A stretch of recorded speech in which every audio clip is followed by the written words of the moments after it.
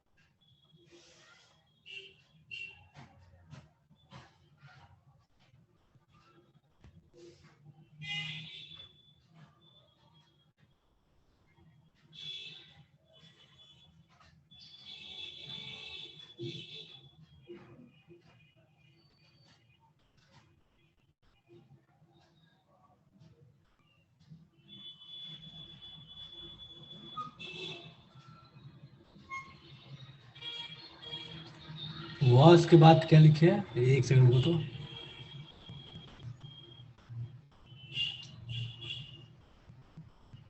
assumption मैं शुरू से पढ़ दे रहा हूँ। assumptions that negative charge ligand will do more splitting because of high repulsion, और second है covalent character was better explained by other theories like ligand field theory या molecular orbital theory। LFT या MOT जो है वो ज्यादा better तरीके से एक्सप्लेन करते हैं इसको।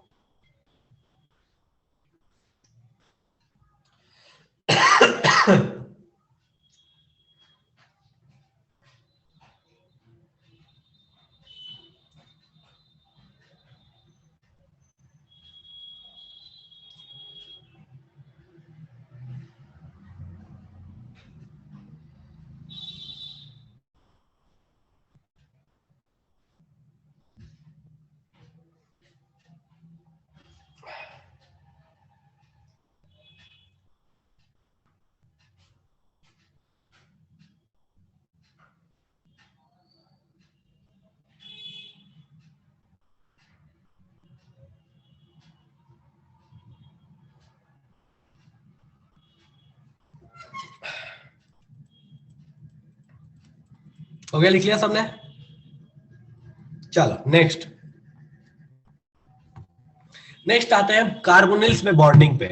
देखो कार्बोनिल्स चूंकि बहुत स्ट्रॉन्ग लिगेंड्स हैं, तो ये थोड़े स्पेशल तरह के बॉन्डिंग्स दिखाते हैं, और इन बॉन्डिंग्स को ना आपको याद रखना होगा कि कौन सा मेटल किस तरह का कार्बोनिल बनाता है। NiCO4 के बारे में हमने बहुत बार पढ़ लिया, FeCO5 भी हम देख चुके हैं, कोबाल्ट की कार्बोनिल कैसे बनती है, मैग्नीज की कैसे बनती है, और क्रोमियम की कैसे बनती है, ये आपको ध्यान रखना पड़ेगा यहां से। तो इन सबको आपको ध्यान रखना होगा, ये कार्बोनिल्स कैसे बनते हैं। खास बात इन सब में एक है, जो खास बात है वो मैं यहां नीचे लिख दे रहा हूं।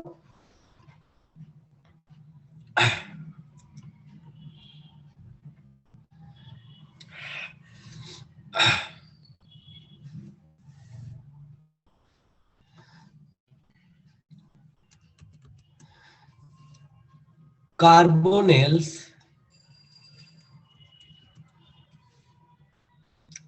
tends to complete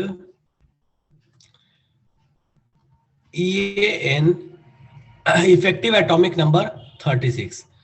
तो अगर आपके डी ब्लॉक वाले 3D वाले अगर बना रहे हैं, तो कार्बोनिल खास करके ट्राई करते हैं कि उनका EAN जो है वो 36 हो जाए, ये इनकी खास प्रयास रहता है कार्बोनिल्स का।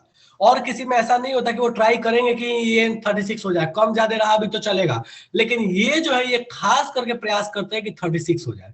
तो इस बात को ध्यान रखिएगा कि इनके साथ ये थोड़ी सी चीज है कि ये स्पेशली ये ट्राई करते हैं कि EN 36 हो जाए। और इन सारे कार्बोनिल्स के फॉर्मूला याद रखिएगा, कोबाल्ट का, मैंगनीज का, क्रोमियम का, निकल का, आयरन का, क्योंकि डायरेक्ट एग्जाम में पूछे जाते हैं कि बताओ मैंगनीज का कार्बोनिल कैसा होगा, कोबाल्ट का कैसा होगा, निकल का कैसा होगा। ठीक है, तो इन सबको हेडिंग डाल लीजिए, बॉन्डिंग इन मेटल कार्बोनिल्स, ये पॉइंट लिख लीजिएगा और ये सारे के सारे पांचों कार्बोनिल बना लीजिए, सीधे सीधे एग्जाम में पूछे जाते हैं। इस पे कुछ अच्छे भी क्वेश्चन पूछे गए हैं, पहले इसको बनाइए, फिर उस पर बात करेंगे अपन कि वो अच्छे क्वेश्चंस कैसे हैं। पहले इसको बना लीजिए।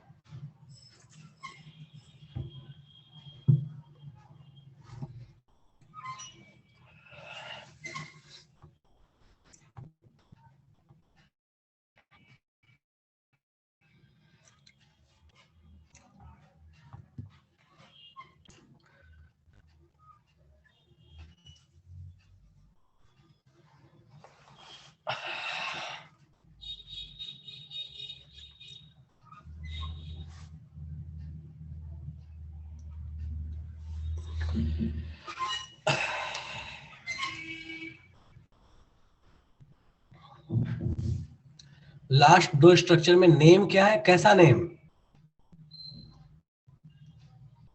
लो कर दिया इसको बड़ा, CrCO6 Mn2CO10।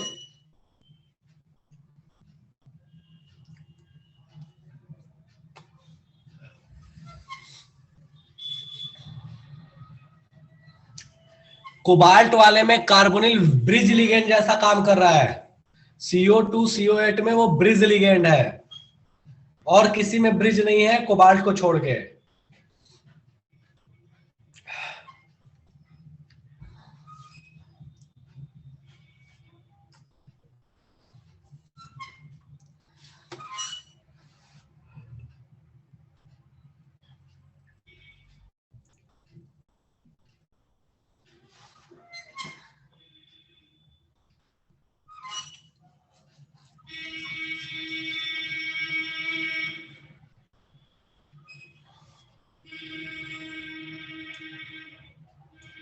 नहीं, मुझे ऐसे टेट्राहेड्रल ऐसे पूछ रहा है, टेट्राहेड्रल स्ट्रक्चर पूछ रहे हो, स्ट्रक्चर ऑक्टाहेड्रल, और क्या, Mn2CO10 इज ऑक्टाहेड्रल, दोनों अपने अपने के ऑक्टाहेड्रल है।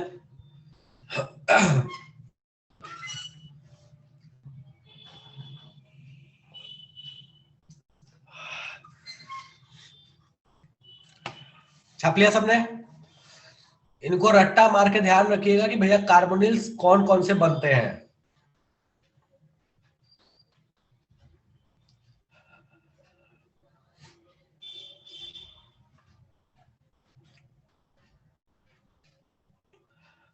अब इसके बाद अपन समझेंगे कि भैया कार्बोनिल बॉन्ड क्यों इतना स्ट्रांग होता है, वो स्ट्रांग लिगेंड क्यों है, हमने पहले भी बात किया, दोबारा से हम देखेंगे इसको थोड़ा और कुछ चीजें ऐड करते हुए।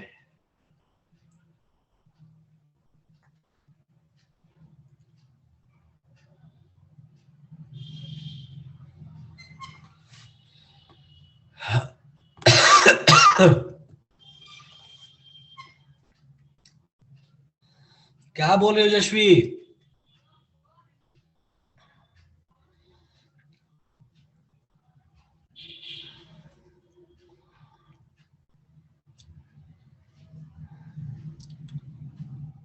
अच्छा CO2, अच्छा ओके, CO2 कोबाल्ट कार्बोनिल जो है उसका तुम ये पूछ रहे हो कि उसका शेप कैसा होगा, पॉलीहाइड्रा कैसा होगा, ये पूछ रही है ना। देखो नीचे वाला जो पार्ट है ना, ये कैसे वर्क करेगा, ये ट्रिपल स्टैंड मान लो, ठीक है, इसको ट्रिपल स्टैंड मान लो, और ये तीनों बॉन्ड सेम प्लेन में चलेंगे, ये तीनों जो बॉन्ड है वो सेम प्लेन में रहेंगे। तो ऐसे समझ लो इसका स्ट्रक्चर कि ये तीनों ऐसा कह लो कि ट्रिपल स्टैंड के नीचे वाले पार्ट है और ऊपर में ये तीन लाइंस निकली हुई है, तीनों से ये कनेक्टेड है, ठीक है। मतलब ये ट्रिपल स्टैंड और ये मान लो कि ऐसे क्राउन होता है ना, क्राउन टाइप से ऊपर में लगा हुआ, तीनों बिल्कुल एक ही प्लेन में लगे हुए हैं। ठीक है, चलो बढ़िया।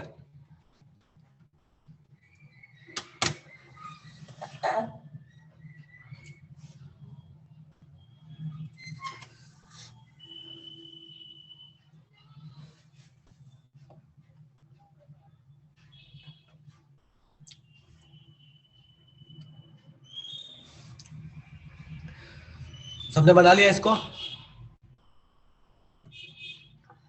अब सारे रट्टा मारने वाले ही हैं, समझने वाला पार्ट लगभग लगभग खत्म है, थोड़ा सा बचा हुआ बस। ठीक है, चलो नेक्स्ट। अब ये है bonding in carbonyl.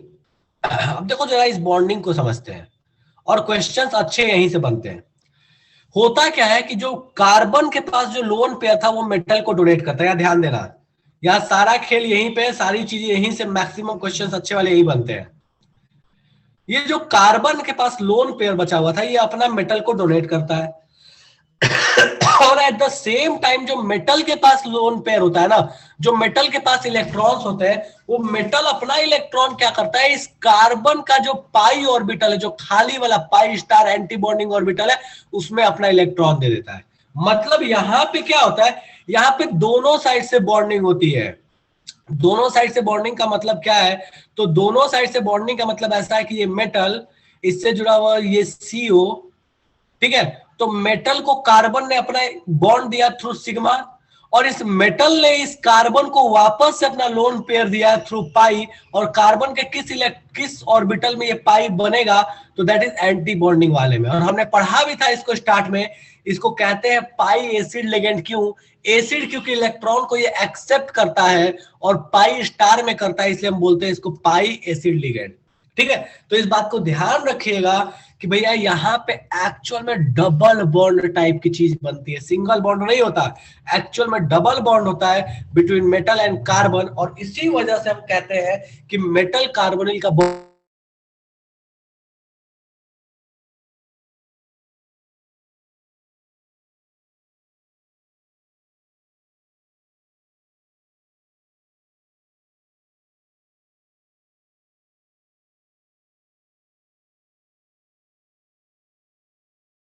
Synergic bonding.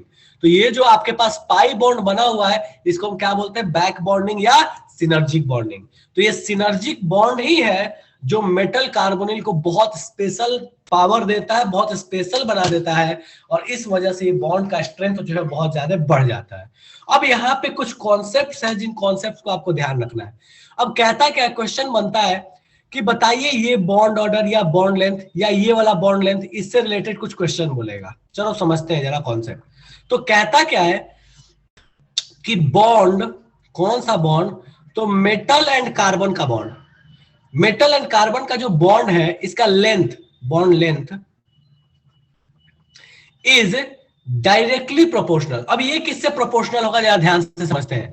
तो भैया मेटल कार्बन का बॉन्ड जो होगा ये लंबा कब होगा, ये बॉन्ड बड़ा कब होगा, जब ये वाला वीक हो जाए, पाई बॉन्डिंग वीक हो जाए। पाई बॉन्ड वीक होगा मतलब दूसरा वाला बॉन्ड कम बनेगा, कम बनेगा तो सिंगल बॉन्ड रहेगा, सिंगल बॉन्ड रहेगा तो बड़ा होगा।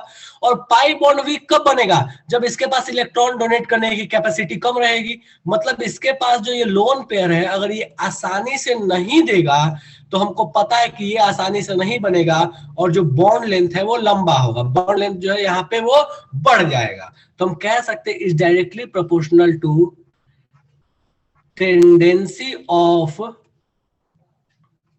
Metal to get positive charge. या इतना लंबा लिखने के बजाय सिंपली लिख लो पॉजिटिव चार्ज, इतना लंबा स्टेटमेंट का कोई मतलब नहीं बनता। पॉजिटिव चार्ज, इससे तुम समझ जाओगे मतलब क्या है।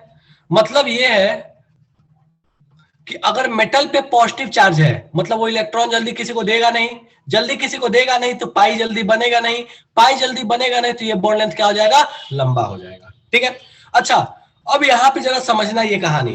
अगर ये बॉन्ड लेंथ अपना इस केस में लंबा हो जाएगा, ध्यान से देखना, देखो ये बहुत इंपॉर्टेंट कहानी है। ठीक है, यहाँ पे बहुत मतलब बहुत अच्छी चीज चलती है। ठीक है, अगर यहाँ पे ये वाला बॉन्ड लेंथ लंबा हो जाएगा तो ये दूसरा वाला बॉन्ड लेंथ है ये छोटा हो जाएगा। ठीक है, तो यहाँ पे ध्यान रखना। चलो लिखो, पहले इसको लिखो फटाफट से, लिखो फिर आगे बात करेंगे। फटाफट से नोट डाउन करो।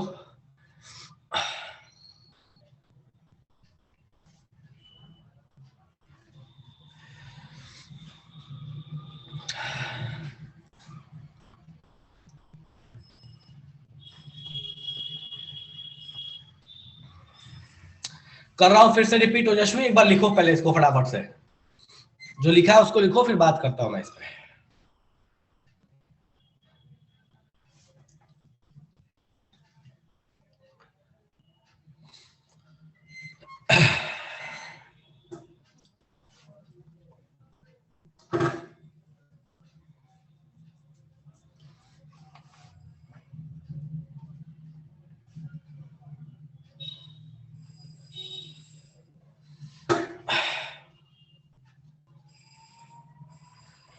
चल ठीक है, लिख लिया। अब यहां ध्यान दो, कार्बन एक टाइम में 5 बॉन्ड तो बनाना नहीं चाहता कभी भी। तो अगर ये वाला बॉन्ड लेंथ, ये वाला जो बॉन्ड है, अगर इसकी इंटेंसिटी बढ़ेगी, मतलब इसका अमाउंट अगर बढ़ेगा, तो ऑब्वियस है कि इधर से ये वाला जो बॉन्ड है इसका अमाउंट घटेगा। कार्बन ये कभी नहीं चाहता कि 5 बॉन्ड बने। तो अगर ये वाला बॉन्ड स्ट्रेंथ बढ़ेगा तो ये वाला बॉन्ड स्ट्रेंथ क्या होगा, घटेगा, ये वाला वीक होते जाएगा, क्योंकि 5 बॉन्ड तो बनाना नहीं चाहता। तो हम यहाँ पे ये कह सकते हैं कि जिस टाइम पे मेटल कार्बन का जो बॉन्ड लेंथ है वो बढ़ रहा था पॉजिटिव चार्ज के साथ, उसी तरह से हम यहाँ ये कह सकते हैं कि मेटल यहाँ पे हम ये भी कह सकते हैं, और कार्बन ऑक्सीजन का जो बॉन्ड लेंथ है वो डायरेक्टली नहीं, इनवर्सली प्रोपोर्शनल हो जाएगा पॉजिटिव चार्ज ऑन मेटल। क्यों? क्योंकि अगर अपने पास ये वाला बॉन्ड लेंथ जो है ये बढ़ेगा, तो ये वाला बॉन्ड लेंथ ऑब्वियस है कि घटेगा ही घटेगा, क्योंकि कार्बन जो है वो 5 बॉन्ड बनाना नहीं चाहता। तो यहाँ पे अगर अमाउंट बढ़ाओगे तो यहाँ पे अमाउंट घटेगा ही घटेगा। ठीक है, तो इस पे बहुत सारे क्वेश्चंस बने हुए हैं, और अच्छे अच्छे क्वेश्चंस इस पे बन जाते हैं कि भैया बताइए आपको किस केस में कैसा बॉन्ड लेंथ या कैसा बॉन्ड ऑर्डर देखने को मिलेगा। देखते हैं, एक जेई का पुराना क्वेश्चन भी, उस पर भी बात करेंगे अपन। ठीक है, फटाफट से इसको नोट डाउन करो, फिर अपन क्वेश्चन पे आते हैं। अब थोड़ा तुमको कॉन्सेप्ट यहीं पे लगाना है, 11th क्लास का। 11th क्लास का कॉन्सेप्ट याद हो तो लगा पाओगे, नहीं तो फिर थोड़ा मुश्किल हो जाएगा।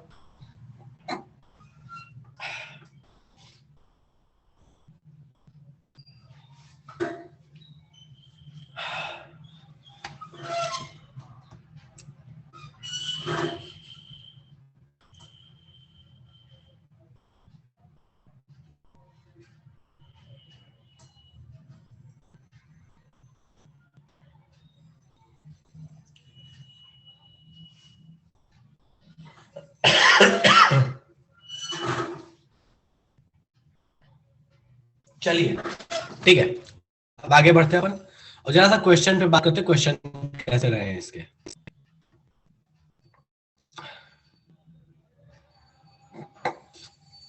बॉन्ड लेंथ नहीं आया समझ में? बहुत अच्छे। चलो यहां ध्यान दो फिर से। अगर मेटल ने इस कार्बन को अपना इलेक्ट्रॉन दिया, इस कार्बन को दिया, तो ये वाला बॉन्ड बनेगा, ये वाला जो पाई बॉन्ड है ये बनेगा, ये बनेगा, तो ये वाला जो बॉन्ड लेंथ है ये घटेगा, ये वाला बॉन्ड लेंथ घटेगा। ये वाला बॉन्ड लेंथ अगर घटेगा, मतलब अगर यहाँ पॉजिटिव चार्ज होता तो ये नहीं देता, और नहीं देता तो ये बॉन्ड लेंथ बढ़ जाता, मेटल कार्बन का बॉन्ड लेंथ बढ़ता। तो हम कह रहे हैं कि मेटल कार्बन का जो बॉन्ड लेंथ है वो डायरेक्टली प्रोपोर्शनल है positive charge on metal. Metal पे पॉजिटिव चार्ज ज्यादा, इलेक्ट्रॉन ये देगा नहीं, ये बॉन्ड लेंथ बड़ा हो जाएगा। ये बड़ा होगा तो ये छोटा हो जाएगा, ये क्लियर है, दोनों अपोजिट है, ये दोनों अपोजिट है। ये बढ़ेगा तो ये घटेगा, क्यों? क्योंकि यहां पे अगर दूसरा बॉन्ड स्ट्रांग होगा तो इसका तीसरा बॉन्ड वीक होगा, यहाँ इसका दूसरा अगर वीक होगा तो ये तीसरा स्ट्रांग होगा, तो ये दोनों अपोजिट है। ठीक है, तो इसलिए कह रहा है कि metal carbon bond length directly proportional to positive charge on metal. जितना ज्यादा मेटल पे पॉजिटिव चार्ज उतना ही बड़ा मेटल कार्बन बॉन्ड, जितना बड़ा मेटल कार्बन बॉन्ड उतना ही छोटा कार्बन ऑक्सीजन बॉन्ड। मतलब पॉजिटिव चार्ज बढ़ेगा तो कार्बन ऑक्सीजन बॉन्ड का बॉन्ड लेंथ घटेगा, और बॉन्ड लेंथ और बॉन्ड ऑर्डर अपोजिट चलता है, ये याद रखना। बॉन्ड लेंथ बड़ा मतलब बॉन्ड ऑर्डर कम। ठीक है, चलो अब एक क्वेश्चन है, उस क्वेश्चन को जरा सा करते हैं, तो जेई ने एक क्वेश्चन पूछा था कहता है कि बताइए आपके पास कुछ कंपाउंड है, पहले क्वेश्चन देख लो क्या कहता है। बोलता है कि सीओ बॉन्ड ऑर्डर सबसे कम किस में होगा।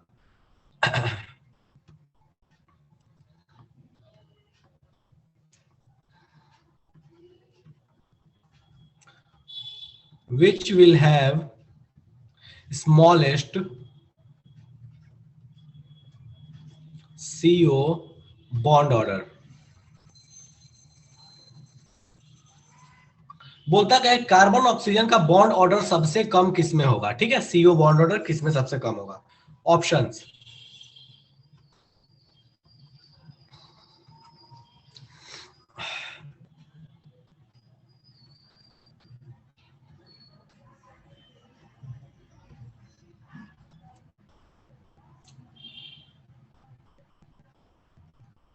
अब जिसको जिसको केमिकल बॉन्डिंग का कॉन्सेप्ट याद है उसके लिए ध्यान ध्रुव ये हो जाएगा, जिसको इसको केमिकल बॉन्डिंग का दिक्कत है भैया उसके लिए थोड़ा मुश्किल ही होने वाला है। और अभी वाला भी चीज अगर तरीके से सुने होगे तो हो जाएगा।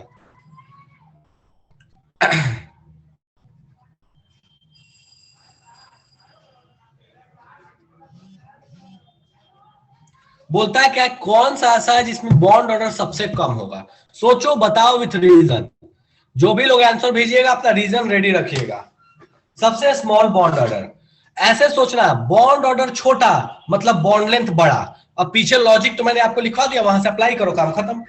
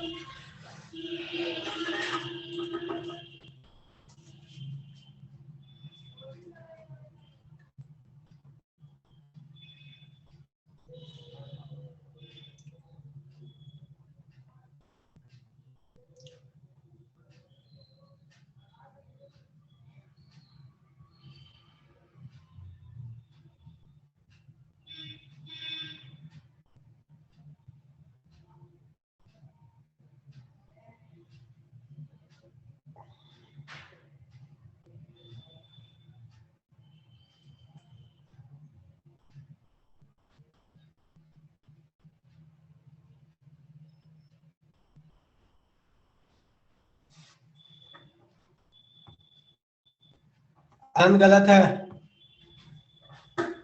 सिद्धांत सही है।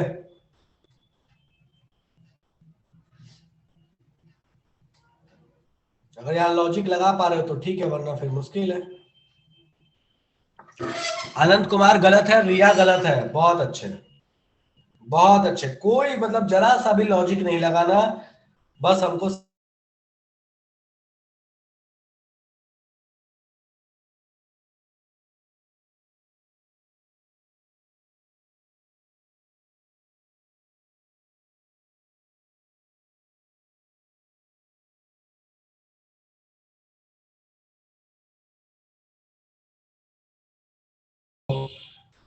बहुत अच्छे, बढ़िया।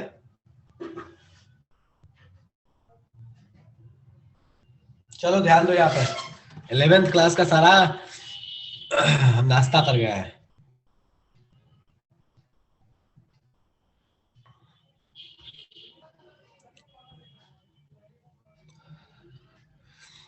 तुषार वेनेडियम को एक बार चेक कर लो। चलो यार ध्यान दो।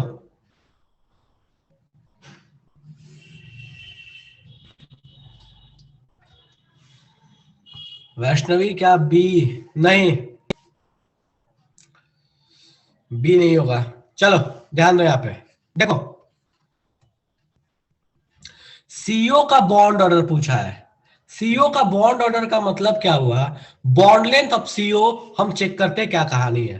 ठीक है, बॉन्ड लेंथ ऑफ सीओ अगर चेक करोगे तो काम बन जाएगा। चलो, बॉन्ड ऑर्डर से बॉन्ड लेंथ जो है वो अपोजिट चलता है, बिल्कुल इनवर्स प्रोपोर्शनल है। मतलब सीओ का बॉन्ड लेंथ, अच्छा सीओ का जो बॉन्ड लेंथ होगा वो हमको पता है, ध्यान से देखो यहाँ पे सीओ का जो बॉन्ड लेंथ होगा वो इनवर्सली प्रोपोर्शनल हो जाएगा।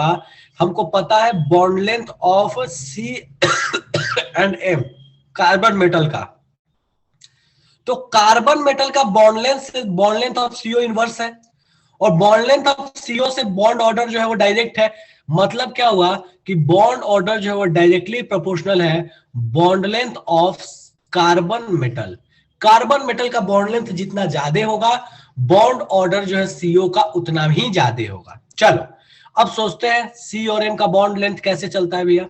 तो ये डायरेक्टली प्रोपोर्शनल है पॉजिटिव चार्ज से, ठीक है। तो इनवर्सली प्रोपोर्शनल किससे हो जाएगा, निगेटिव चार्ज से। अगर डायरेक्टली प्रोपोर्शनल है पॉजिटिव से तो इनवर्सली प्रोपोर्शनल किससे होगा, निगेटिव से। मतलब निगेटिव बढ़ेगा तो बॉन्ड लेंथ घटेगा कार्बन और मेटल का। ये अगर घटेगा तो बॉन्ड ऑर्डर घटेगा किसका, कार्बन और ऑक्सीजन का। मतलब जिसपे निगेटिव सबसे ज्यादा होगा उस केस में बॉन्ड ऑर्डर सबसे कम होगा। मतलब अपने पास ऑप्शन नंबर डी जो है वो करेक्ट हो जाएगा और कुछ नहीं। तो पीछे वाले कहानी में तुम थोड़ा ये 10 ग्राम का लॉजिक लगा लेते कि देखो भाई साहब इसके पास निगेटिव ज्यादा, ये इसको ज्यादा इलेक्ट्रॉन देगा, ज्यादा इलेक्ट्रॉन देगा तो ये बॉन्ड लेंथ छोटा हो जाएगा, ये बॉन्ड लेंथ छोटा हो जाएगा तो ये बड़ा हो जाएगा, और ये बड़ा हो जाएगा तो बॉन्ड ऑर्डर कम हो जाएगा, काम खत्म। तुम सीधे ऐसे सोच लेते कि इसमें निगेटिव ज्यादा, निगेटिव ज्यादा तो ये डोनेट करेगा आसानी से। मतलब ये वाला बॉन्ड बढ़ेगा तो ये वाला घटेगा, ये वाला घटेगा तो बॉन्ड ऑर्डर घटेगा, खेल खत्म। तो निगेटिव जिस केस में सबसे अधिक होगा मेटल पे उस केस में बॉन्ड ऑर्डर सबसे कम होगा। ऑप्शन नंबर डी जो है वो करेक्ट चॉइस हो जाएगा। बहुत मुश्किल क्वेश्चन है, समझ रहा हूं मैं, बहुत टफ है, क्योंकि हम लॉजिक्स को तो भैया मुश्किल है, केमिकल बॉन्डिंग वगैरह के लॉजिक्स को तो हम नाश्ता कर चुके हैं, तो दिक्कत तो होगा। चलो ठीक है कोई बात नहीं, बढ़िया बढ़िया गया।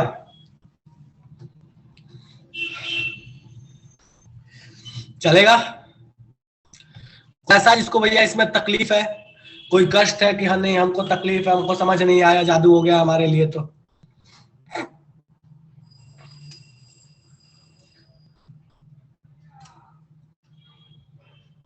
अच्छा किस केस में, मैं मेरा क्वेश्चन अब ध्यान से सुनो, ऑप्शंस मैं यही रख रहा हूं, कौन से केस में कार्बन ऑक्सीजन का, मैं इसको मिटा रहा हूं,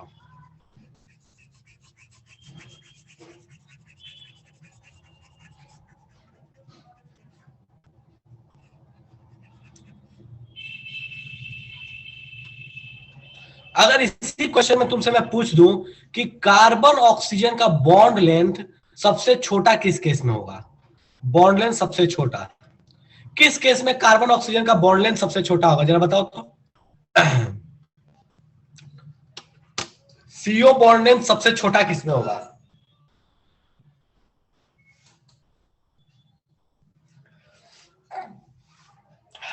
चलो ठीक है, बढ़िया। तो भैया बॉन्ड लेंथ सबसे छोटा हो जाएगा पहले वाले केस में। क्यों, क्योंकि वहां पे पॉजिटिव चार्ज है, हमको दिख रहा है कि मेटल इलेक्ट्रॉन नहीं देगा कार्बन को, मतलब बॉन्ड लेंथ सबसे छोटा हो जाएगा कार्बन ऑक्सीजन का, ठीक है। चलिए बढ़िया। सो लास्ट टॉपिक पे आते हैं, that is importance of coordination compound. देखो भैया ये आपके कुछ इंपॉर्टेंस है जो कोऑर्डिनेशन कंपाउंड के हमारे इन्वायरमेंट में देखने को मिलते हैं, ठीक है। तो इसको बस छाप लीजिए एज इट इज, हो सकता है कभी गलती से कोई क्वेश्चन आ जाए तो आप यहां से कर पाइएगा, ठीक है। बाकी कोई बहुत ज्यादा इंपॉर्टेंट नहीं है, लेकिन हाँ बोर्ड में पूछ सकता है नो डाउट, इसलिए इन सबको छाप लीजिए। मैं एक बार बता देता हूं कि भैया क्लोरोफिल जो है एक कोऑर्डिनेशन कंपाउंड है मैग्नीशियम का, हेमोग्लोबिन जो है एक कोऑर्डिनेशन कंपाउंड है आयरन का, विटामिन बी 12 जो है ये कोऑर्डिनेशन कंपाउंड है कोबाल्ट का। क्वांटिटेटिव एंड क्वालिटेटिव एनालिसिस में भी यूज किया जाता है। हार्डनेस ऑफ वाटर एस्टिमेट करने के लिए ईडीटीए का इस्तेमाल करते हैं। एक्सट्रैक्शन ऑफ मेटल्स में भी इसे यूज करते हैं। अगर गलती से याद हो तो हम गोल्ड और सिल्वर के एक्सट्रैक्शन में हम बनाते थे, जब जिंक से रिएक्ट करा के उनको अलग करते थे उस समय भी इस्तेमाल करते हैं, और प्यूरिफिकेशन में भी इस्तेमाल करते हैं, जैसे NiCO4 का इस्तेमाल हम किया करते थे, ठीक है। निकल को प्यूरिफाई करने के लिए NiCO4 जो है ये बड़े आसानी से वेपराइज हो जाता है, फिर हम इसको हीट करके ब्रेक कर लेते हैं, इसको डिकम्पोज कर लेते हैं, ठीक है। तो ये आपके पास कहानी हो गई importance of carbonyl compound, importance of coordination compounds. फटाफट से छापिए, और इसी के साथ ये चैप्टर होता है द एंड।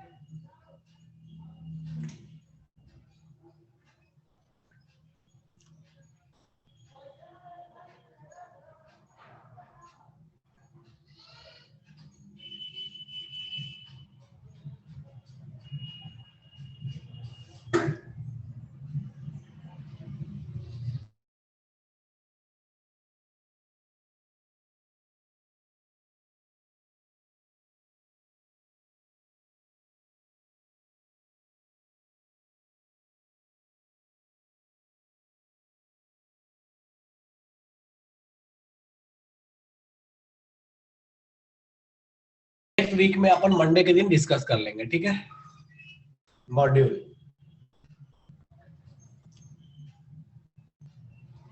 हालांकि बहुत बिजी शेड्यूल है, आपको टाइम नहीं मिलेगा, नहीं मिलता है, लेकिन फिर भी प्रयास कीजिएगा सॉल्व कर लेने का, हो जाए तो अच्छा है।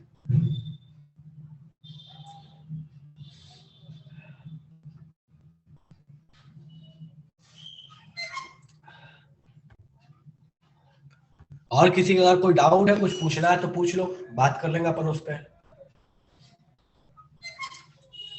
किस चैप्टर का डिस्कशन होगा? इसी चैप्टर का बोल रहा हूँ कल्याणी, कोऑर्डिनेशन कंपाउंड का ही।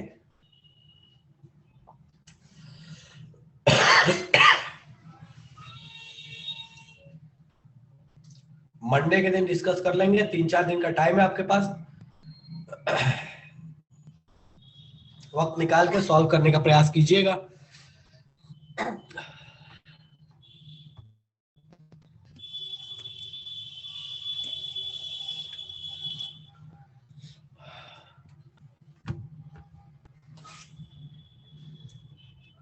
मंडे के दिन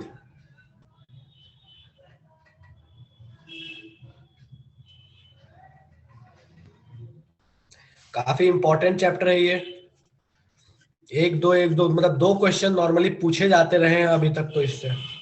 इनऑर्गेनिक के 2 इंपॉर्टेंट चैप्टर में से एक ये है, केमिकल बॉन्डिंग है, एक पी ब्लॉक है जो रट्टा मार है, थोड़ा ये, और केमिकल बॉन्डिंग ऐसे जो कॉन्सेप्ट बेस्ड है।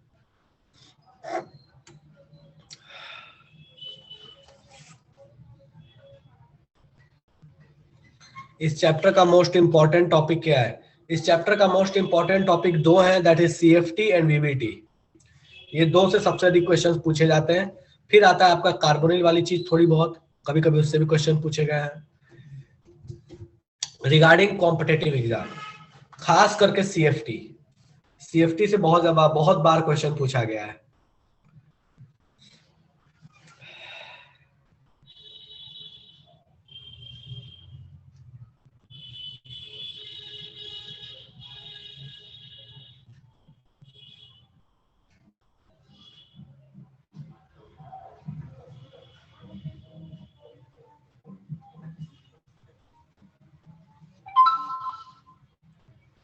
अल्डिहाइड, कीटोन, इनके भी कुछ रिएक्शंस हैं जो बाकी हैं, बता दूंगा मैं, किसी एक दिन रखेंगे अपन उसकी क्लास।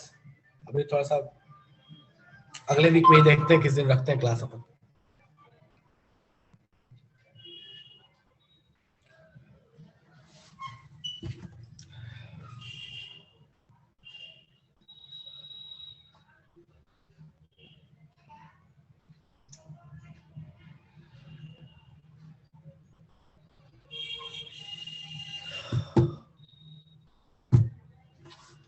व्हाट्सएप पे क्वेश्चन सेंड किए,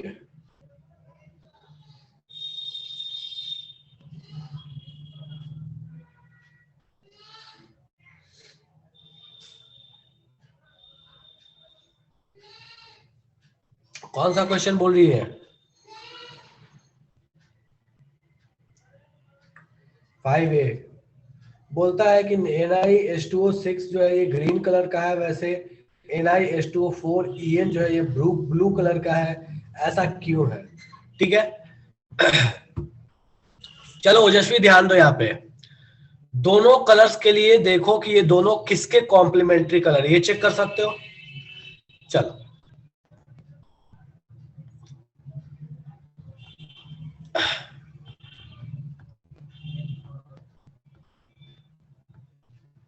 हाँ, आपके पास 2 कलर्स दिए गए हैं, एक दिया है दैट इज ग्रीन कलर, ठीक है, एक ग्रीन कलर का है अपने पास, और एक है अपने पास ब्लू कलर का। ये दोनों एग्जाम्पल यही दोनों है क्या?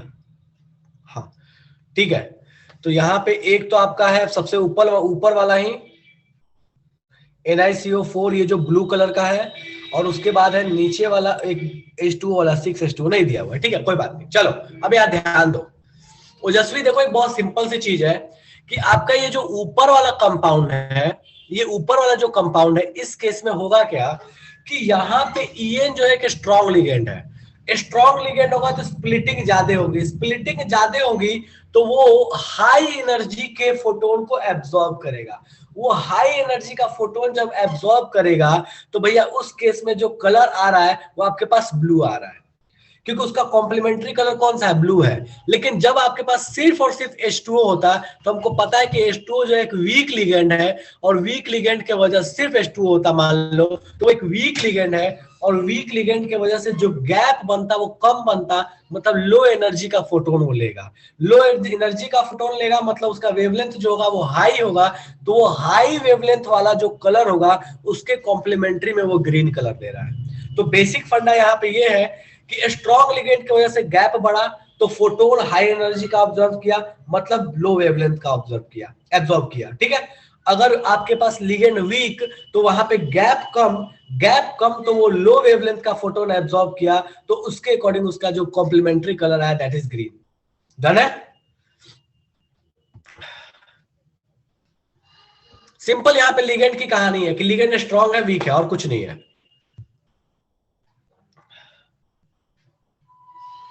चल ठीक है, ठीक है, तो अपन इसी के साथ आज फर्स्ट स्लाइड में जो टेबल था उसमें येलो से वायलेट हो जा रहा है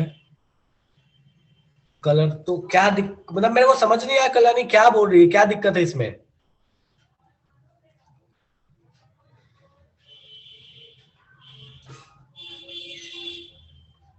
कैसे हो रहा है?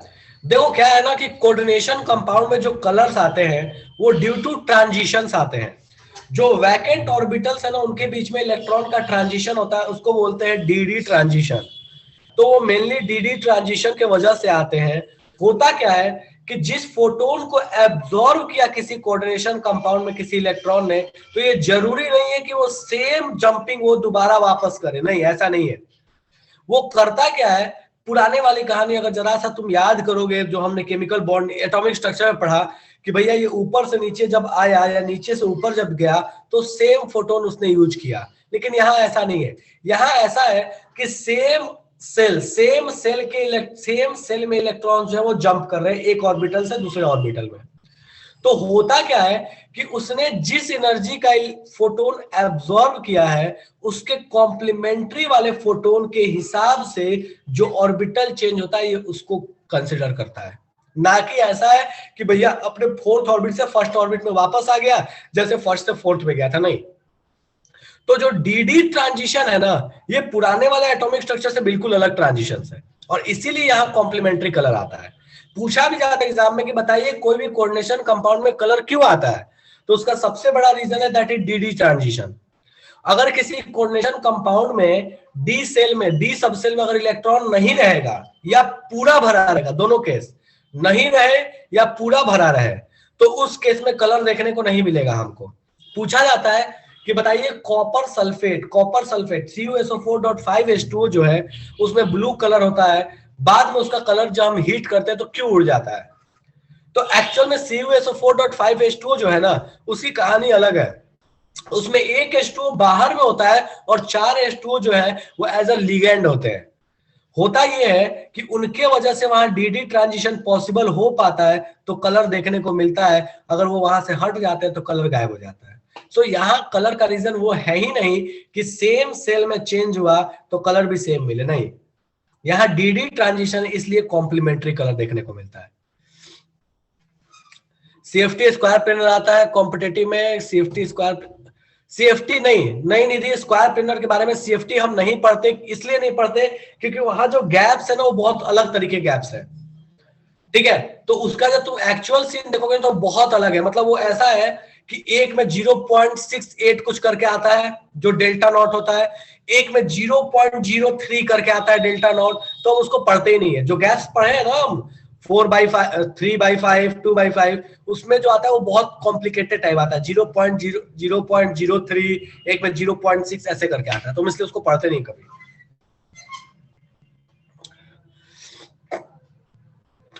चलिए बढ़िया, ठीक है। और कोई कष्ट है किसी को?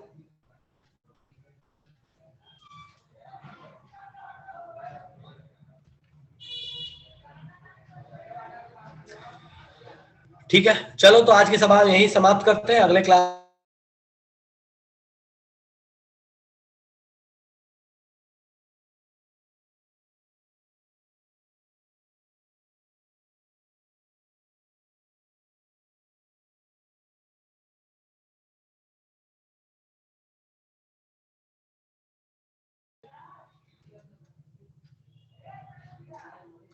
हाँ बिल्कुल बनाओ, मैं तो वही बोल रहा हूँ ना कि बनाओ, मंडे के दिन डिस्कस कर लेंगे।